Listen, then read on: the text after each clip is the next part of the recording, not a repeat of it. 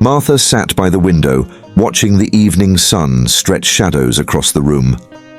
It was once filled with laughter, the warmth of love, and the comfort of shared memories.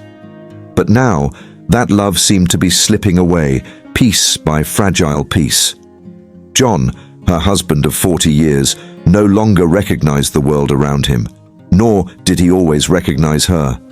Alzheimer's had slowly claimed him, erasing moments of joy that they once held so dearly.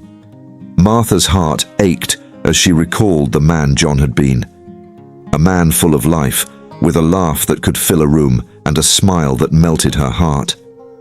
But now, there were days when he would stare blankly at her, unsure of who she was. And with every passing day, she lost a little more of him. But she wasn't ready to give up. She couldn't let him slip away without reminding him and herself of the love they had built together. She decided to organize a special day for John, hoping to relive the memories they had shared before the disease took them all away. It would be the last attempt to hold on to him, to reach for his fading spirit before it vanished into the mist of forgetfulness. Martha planned everything carefully, down to the smallest detail. She picked out John's favorite shirt, the one he wore when they first met, and laid it out for him. She packed a small basket with sandwiches and his favorite dessert, just like they used to when they were younger. But the most important part of the day was the destination, the small park at the edge of town where they had their first date. It was there, under a tall oak tree, where John had first held her hand and told her she was the most beautiful woman he had ever seen. She hoped the familiar setting might awaken something in him, even if only for a brief moment. As they drove to the park, John sat quietly beside her, his gaze distant. Martha glanced at him, hoping for a flicker of recognition. The drive was silent, except for the sound of her heart beating, each thud a reminder of how precious this day could be. She clung to the hope that this special day might bring him back, if only for a moment. When they arrived, Martha helped John out of the car. He looked around, his eyes scanning the trees and the soft light of the afternoon. But there was no sign of recognition. Martha's heart sank. Still, she led him to the oak tree where they had sat all those years ago. She spread out the picnic blanket, her hands trembling with anticipation. "Do you remember this place, John?" she asked softly. "This is where we had our first date." John stared at the ground, his expression empty. Martha bit her lip, fighting back the tears. She began to tell him stories about their time together, how they had danced under the stars, laughed until they cried, and promised to love each other forever. She spoke with a quiet desperation, hoping her words could bridge the gap that the disease had created. For a moment, a small smile tugged at the corner of John's lips. Martha's heart leapt, but just as quickly as it appeared, it was gone. He drifted away again, lost in the haze of his fading mind. Martha felt her chest tighten with sorrow. The man she loved was still there, sitting beside her, but in so many ways he was already gone. She reached for his hand, holding it tightly as the sun began to set, casting long shadows over the park. She whispered, more to herself than to him, "Even if you forget me, John, I will never forget you." The quiet that followed was heavy, the weight of their shared past pressing down on her. And as the day came to a close, Martha wondered if this would be the last special day they would ever share. The days that followed their visit to the park were heavy with silence. Martha would wake each morning, hoping to see even a spark of the man she had once known. But John was slipping further away, disappearing into the void that Alzheimer's had created. Every morning felt like a painful reminder of the time she no longer had. But despite the heartache, Martha refused to let go. There were still moments when John would look at her, his eyes soft and familiar, as if he were trying to remember. And in those brief moments, Martha would cling to the hope that somewhere deep inside, the man she had fallen in love with still existed. One evening, as the sun dipped low and the sky turned a brilliant shade of pink, Martha sat at her writing desk. Her hands moved slowly as she penned a letter, one she had been drafting for days. It was a letter of love, a reminder of their shared memories, one she knew she would read to him in case he could no longer remember. As she carefully folded the paper and slipped it into an envelope, she heard a soft sound behind her. She turned to see John standing in the doorway, his face bathed in the soft glow of the setting sun. He looked at her, his eyes suddenly clear, as if the fog that clouded his mind had lifted for just a moment. "Martha," he whispered, his voice trembling. Her heart stopped. There was something in the way he said her name, something familiar, something that felt like home. She stood up, her hands shaking, and walked over to him. "Yes, John?" "I'm here." For the first time in what felt like forever, John smiled, really smiled. He reached out and gently cupped her face in his hands, his touch soft but full of meaning.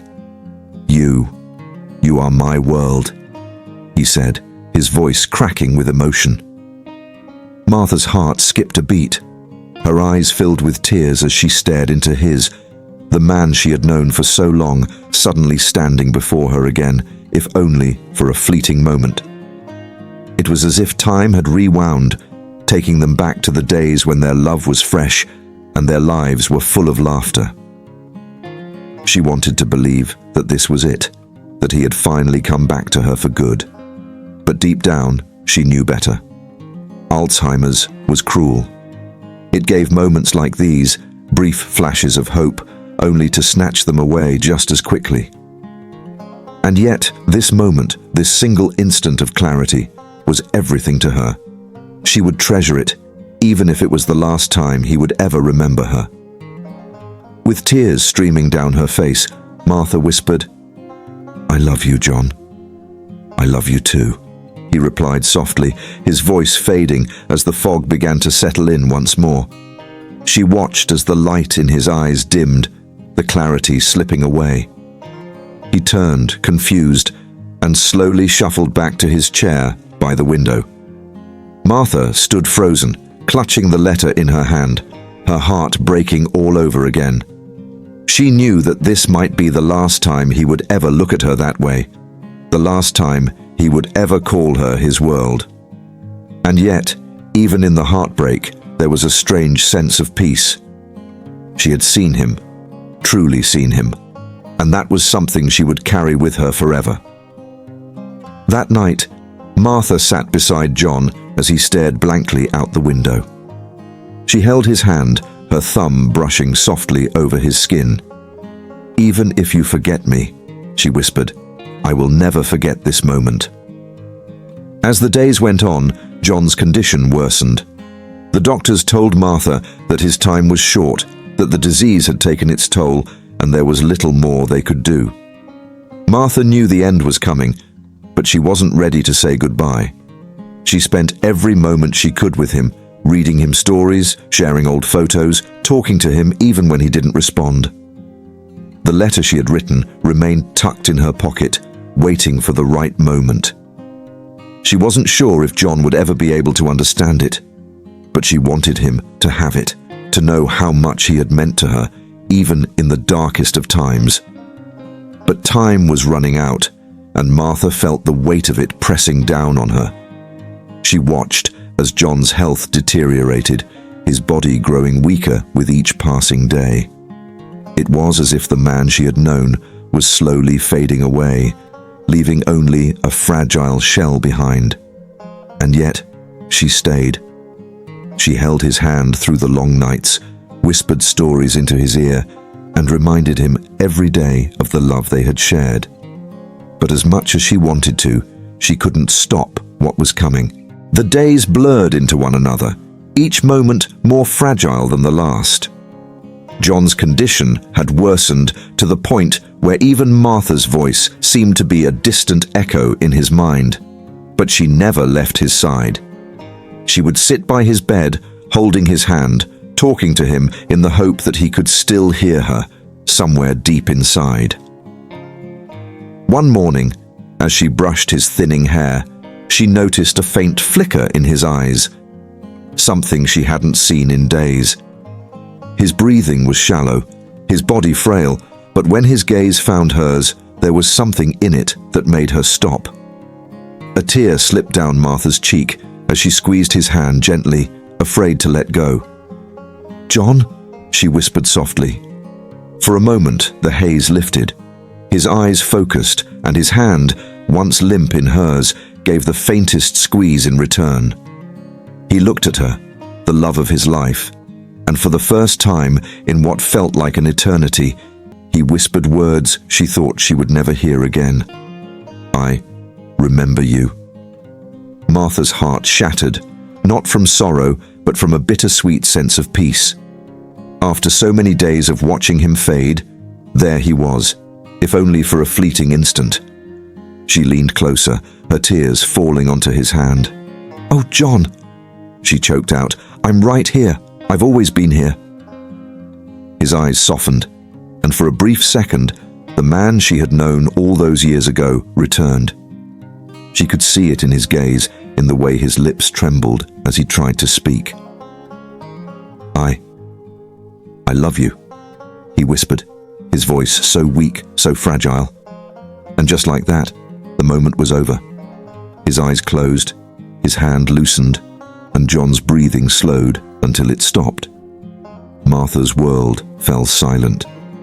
The room seemed to freeze, the weight of what had just happened sinking in. She gently laid his hand on the bed and leaned over to kiss his forehead. In that moment, Martha felt an overwhelming sense of love, stronger than the sorrow that threatened to consume her. It was as if John's final words had been a gift, a reminder that no matter how much time had taken from them, their love had never truly been forgotten. She pulled the letter from her pocket, the one she had written but never read to him. With shaking hands, she placed it in his hands, knowing that somehow he already knew everything she had written. "I will never forget you," she whispered, her voice breaking.